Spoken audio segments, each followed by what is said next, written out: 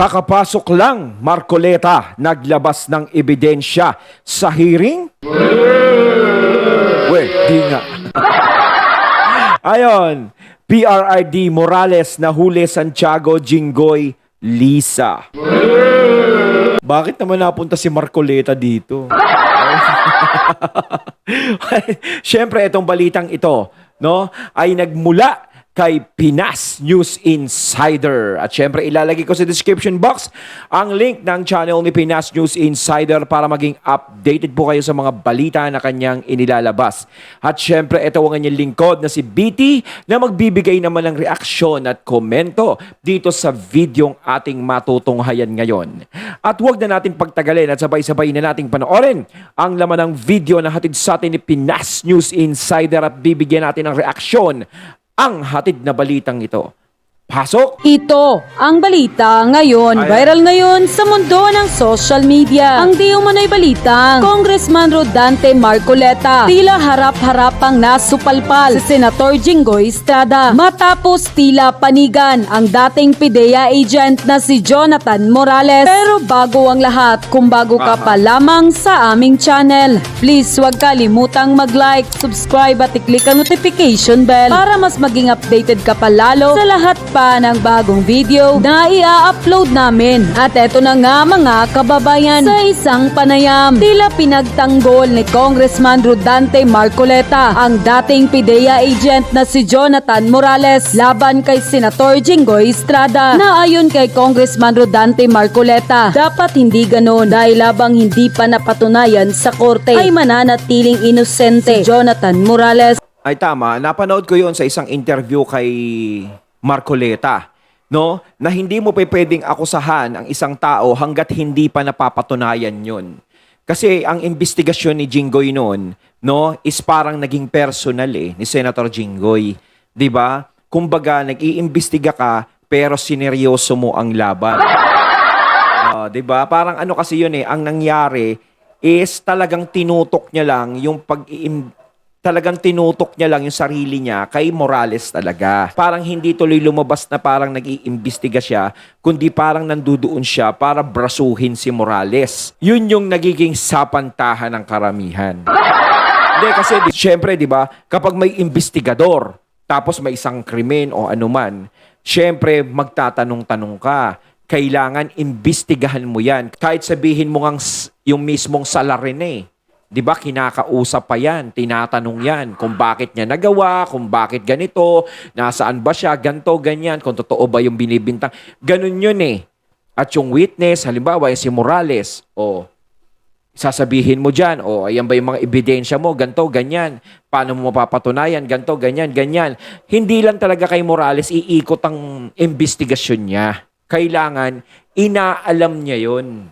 'Di ba? Kasi yan, PIDEA yan si Morales. Marunong mag-imbestiga yan. Alam nila yan. Ngayon, kung alam mo yung pag-iimbestiga is hindi magiging ganyan ang kalalabasan. Kaso nga lang, kung personal nga lang talaga yon, is talagang mauupakan si Morales ng ganun. So, tila natawa si Kong Marcoleta sa harap-harapang pagsupalpal ni Jonathan Morales kay Senator Jinggoy Estrada sa pagdinig sa Senado patungkol sa PIDEA leak. As pati ang kanyang mga kasamahan ay tila napabilib din sa tapang ni Jonathan Morales. At kita mo naman di ba? Harap-harapan mo talagang ginanon isang senador, no? Si ano pa yan? Si Jinggoy Estrada pa yan. Hindi alam ni Morales kung papatulan siya niyan o ano, di ba? Alam naman natin action star si Jinggoy. Di ba si Senator? So talagang harap-harapan, hindi siya nag-alinlangan doon sa sinasabi niya. Sa sinabi niya kay Senator Jinggoy na nilagyan niya pa ng butihing senador. Grabe nga yun no? Pinuri niya pa no? Tapos biglang babaliin din pala. 'Di ba? Kumbaga rektahan Tapatan talaga yung ginawa niya. Hindi siya nagdalawang isip bitawan yung salita na yun na hindi naman katulad ng iba na hindi naman katulad nyo. Ganto ganyan, may kasong ganon. 'Di ba? Siguro parang napuno na rin si Morales sa ganon. Napuno siya dahil do sa pag-aakusa naman sa kanya, narektahan talaga na palabasin kang ikaw may kaso kang pagsisinungaling ka, gumagawa ka ng usap, ganto, ganyan. Pareho silang para silang nag-iinisa ni Senator Jinggoy. Kaso para si Senator Jinggoy noon, parang medyo na bad trip siya ng konti. Kinontrol niya na, siyempre, senador na. Iba ang sitwasyon ngayon, hindi katulad dati na artista si Senator Jinggoy. Kailangan magkaroon siya ng breeding kahit papano, hindi siya pwedeng, walang yaka, susugurin mo yan. At isa pa, nag-iimbestiga ka, nasa hearing ka. Kasi kapag umalma ka nun, talagang magiging talo ang pikon. Pagkatapos ng ikatlong pagdinig ay hindi rin napigilan ng dating PIDEA agent na si Jonathan Morales na maiyak. Ito ay dahil sa umano'y mga taong lubos na sumusuporta sa kanya sa laban na ito at pinasalamatan niya, partikular na ang mga vloggers at mga ordinaryong tao na naniniwala sa kanya. Dahil Hati ang paniniwala. Meron talagang hindi naniniwala kay Morales at meron ding mga naniniwala kay Morales. No? Kaya hindi pa nakukuha talaga ni Morales ang 100%, no? Pero sa tingin ko naman is kontento na si Morales sa nakukuha niyang suporta. Kumbaga okay na sa kanya 'yun. 'Di ba? Ang masama kasi yung tumitistigo ka ng ganyan, walang naniniwala sa iyo. Pero talagang napakahaba pa ang lalakbayin ni Morales dito para mapatunayan niya talaga lahat ng mga sinasabi niya. Although sinabi niya naman na hindi naman sa kanya nanggaling lahat ng mga impormasyon na yon. Nag-imbestiga lang siya noong mga panahon na yon. Ang inihahain niya lang dito ay yung ayon lang doon sa inimbestigahan niya nung panahon na yon, noong 2012, yung pangyayaring yon. Kaso nga lang talaga, marami talagang nadadawit na pangalan dito. No, maraming lumalabas. 'Di ba? Ngayon, yung mga lumalabas na yon is isang tumatanggi. Yun lang ang nangyayari. Kaya kung may mga lalabas pa, ang malaking katanungan dyan, kuwari may lalabas na namang bago, yun ba ay tatanggi uli o hindi na? Kasi iba yan ibang usapin yan . 'Di ba? Bisyo yung pinag-uusapan . Kumbaga, kung kilala kang tao, napakalabong aminin mo yun. Napakalabo talaga. Kasi unang-una, ang tagal na nung panahon na yun. Kapag inamin mo yun, maaaring masira ang pangalan mo. Na, gumaganon ka pala dati. 'Di ba? Pero, kaya, ang mangyayari dyan is kung may ebidensya talagang malinaw na maihahain. 'Di ba? Na paniniwalaan talaga. No, na makikita ng taong bayan na yun talaga yun. mag-isa lang si Morales na humaharap sa Senado laban sa di umano'y puwersa ng mga Marcos at sa kaugnay pang Mag-isa lang siya wala siyang kasama . Pagpalagay natin si Senator Bato. Si Senator Bato din na iipit dyan kasi siya yung nagsimula niyang investigasyon na yan . 'Di ba? Ngayon, dalawa sila, pero si Morales talaga ang dyan, target. Para siyang yung naging sacrificial lamb. Tama ba? Siya yung naging sakripisyong tupa. Kasi lahat sa kanya ang bagsak . Kahit sabihin niyang may source siya, ayaw niya namang sabihin. Kaya siya talaga ang binabagsakan. balita. Matapos magtanong ni Senator Bato de la Rosa kay Picoy, ay kanya namang tinanong si Senator Jinggoy Estrada kung mayroon itong itatanong. Ay sinabi ng senator na wala itong itatanong dahil hindi ito interesado kay Picoy, ang taong di umano'y nagtangkang umareglo kay Jonathan Morales na Hindi pa pwedeng naman ganon. sa Hindi pa pwedeng ganon na hindi interesado kay Picoy. Kailangan, pati si Picoy, kailangan maimbestigahan din, makausap din. Hindi pa pwedeng may nag-iimbestiga ka, pero sasabihin mong hindi ka interesado. Diba? Kumbaga, dyan sa kasong yan, dyan sa hearing na yan, lahat ng mga taong involved dyan, kailangan mong makausap, kailangan mong matanong, kailangan mong imbestigahan, alamin mo talaga. Diba? Ganun ang investigasyon . Hindi yung magre-rely ka lang sa isang tao.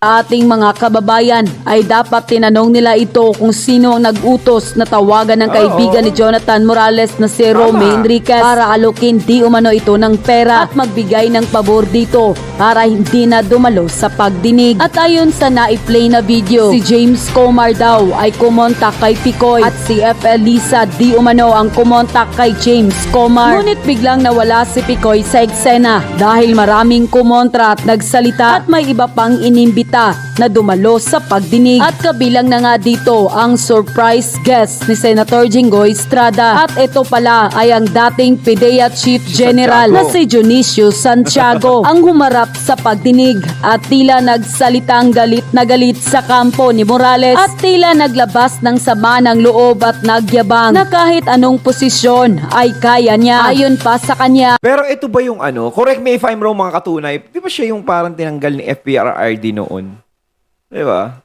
you may be something but I'm everything based on my experience, unquote. At dahil nga dito ay tila naging interesado ang marami sa ating mga kababayan kung sino si Dionisio Santiago at bakit ito kinumbita ni Senator Jinggoy Estrada. Napag-alaman tuloy ng marami sa ating mga kababayan na ayon sa balita taong 2017 tinanggal noon ni dating Pangulong Rodrigo yun. Duterte sa kanyang pwesto si dating Dangerous Drug Board Chief Dionisio Santiago dahil hindi lamang sa kanyang mga pahayag laban sa Mega Rehabilitation Project kundi dahil din sa mga ligasyon ng junkets at pagtanggap ng pabor mula sa mga pangunahing drug personalities. Napaalis din siya dahil sa mga reklamo na ginagamit ni General Santiago di umano ang pera ng mga nagbabayad ng buwis para sa mga junkets sa ibang bansa. May mga Bawal talaga yun, no?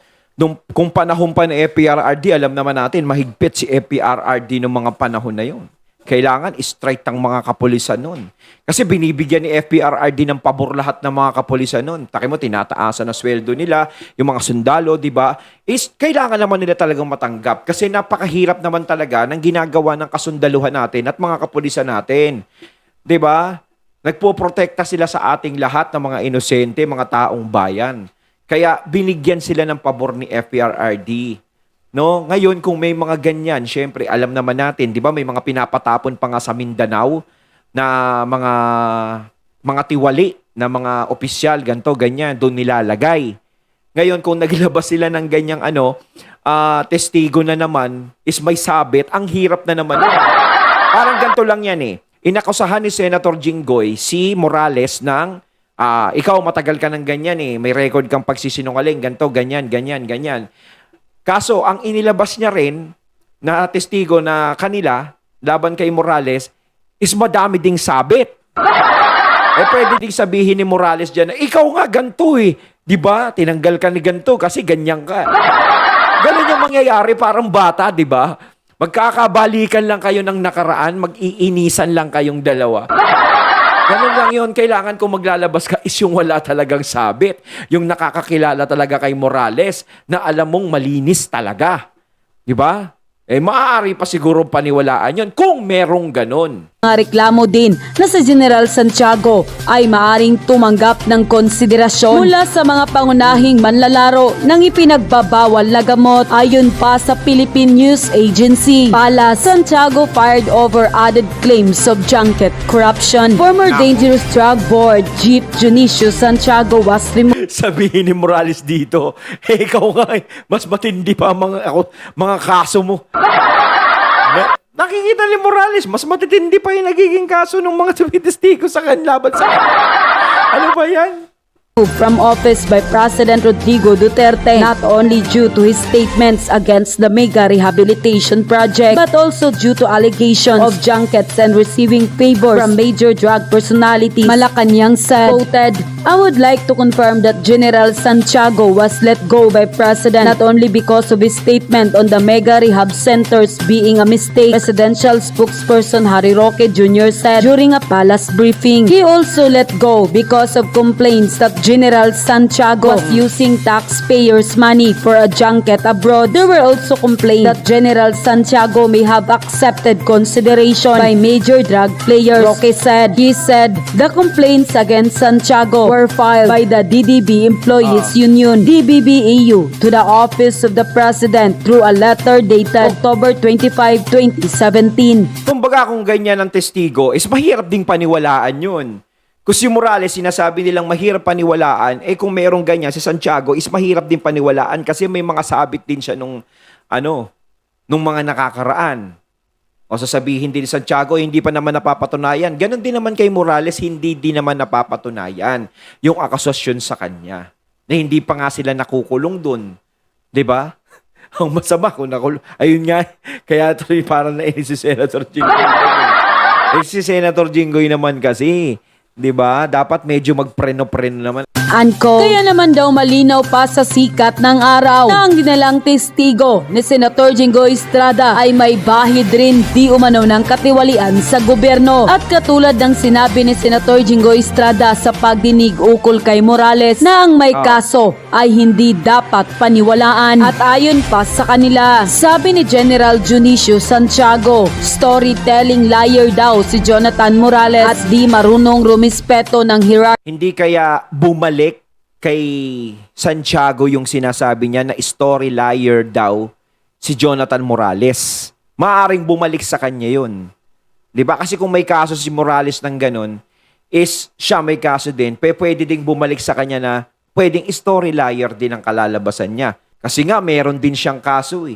Karapat dapat din ba siyang paniwalaan? Ng organization. Sino ba tong surprise witness ni Jinggoy Estrada at bakit galit na galit siya kay Morales at sinabihan pa siyang na siya na lang ang magaling lagi? Si General Junicio ay na-appoint na Dangerous Drug Board Chairman ni PRRD noong July 2017, 4 months after nasibak siya dahil kinomplain siya ng DDB Employee Union sa Office of the President noong October 2017. Ano ang basis? Una, di umano ay mahilig sa junket. Sinasama pa ang pamilya, kabit o di kaya'y paboritong DDB employee.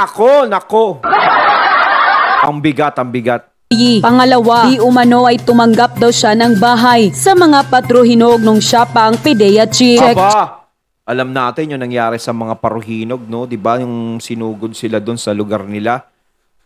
Nako. Check. Mga barkada mo, Jinggoy o Anko. Kasi nakikita ko si Senador Jinggoy. Opo. Ikaw pala may asuntong ganito, tsaka ganyan, tsaka ganito, tsaka ganyan. Opo. Hindi ka, parang questionable ka niyang pagkatao. Parang hindi naman dapat ganun eh. Kasi, mabuti hindi siya sumagot. Kayo nga po, may kaso. Diba? Kayo rin nga po, may kaso, di ba? Hindi ibig sabihin, pareho po tayo ng kalagayan. Baka,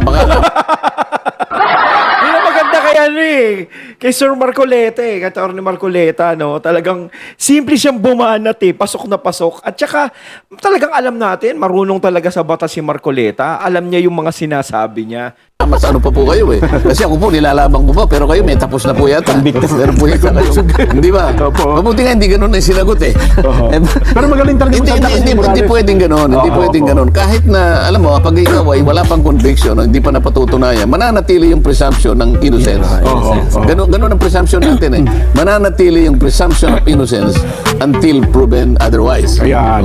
Pag na-prove ka na guilty, convict ka, so dun lang mawawala yung innocence. Pero habang wala at di na-establish yun, nananatili kang walang kasalanan. Yung hatol ng yung kapwa. At sabi pa, sa yung Supreme Court nga, pagka pinag-uusapan naman ay karapatan, kahit na the most despicable criminal. Ayun, at ating natunghayan ng video na nagbula kay Pinas News Insider at natunghayan din natin si Kong Marcoleta. Ayan nadinig natin kay Kong Marcoleta. Diba? Si Jinggoy kasi gara eh. Kayo mga katunay, anong masasabi nyo tungkol dito? Comment lang po kayo sa comment box. So once again, I'm BT and I'm out. Peace.